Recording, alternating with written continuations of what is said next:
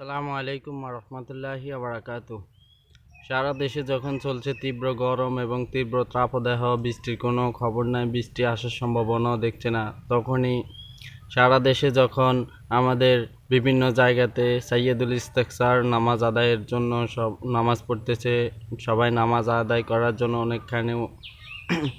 অনেকে মিলে নামাজ আদায় করতেছে, আল্লাহর দরবারে কান্নাকাটি করতেছে যেন আল্লাহ রাব্বুল আলামিন রহমতের বৃষ্টি দান করেন।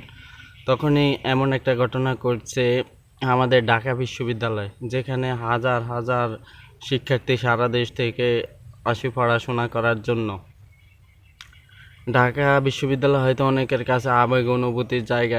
যখন সারা দেশে একই অবস্থা চলছে, তখন ঢাকা বিশ্ববিদ্যালয়ের শিক্ষার্থীরা বৃষ্টি প্রার্থনার জন্য সাইয়্যিদুল ইস্তেগফার নামাজ আদায় করার জন্য একটি উদ্যোগ নেওয়ার পর তখন ঢাবি বিশ্ববিদ্যালয় কর্তৃপক্ষ তখন তাদেরকে অনুমতি দেয় নাই। আমার কথা হচ্ছে, আমরা 90% মুসলমানের দেশে নামাজ পড়তে কেন আমাদের অনুমতি লাগবে?